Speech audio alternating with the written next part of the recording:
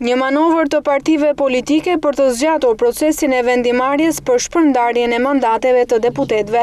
Kështu e cilësoni shkreu i KQZ-s Kristaj Shkume, vendimin e forcave politike për t'ju drejtuar kolegjit zgjedhor për këtë çështje, në kushtet kur sipas tij, i vetmi institucion që mund të vendos për shpërndarjen e mandateve është Komisioni Qendror i Zgjedhjeve.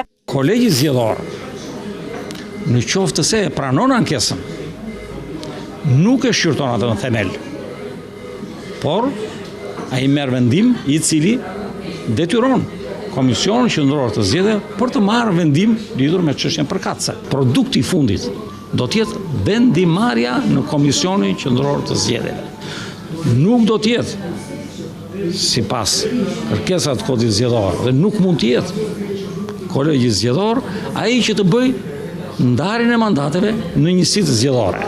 Ndryshimi i skemës së ndarjes së mandateve për zgjedhjet e ardhshme do të sjellë përfitime tek dy forcat e mëdha. Eksperti Eduard Zaloshnja sqaron impaktin e drejtpërdrejtë që do të ketë tek PD-PS ndarja e re e mandateve. Propozimi është që qarku i Kuksit mbetet me 4 mandate siç ka qenë dhe qarku i Beratit të ketë një mandat më pak, 7 pra krahasimisht me 8. Në këtë variant siç është propozuar,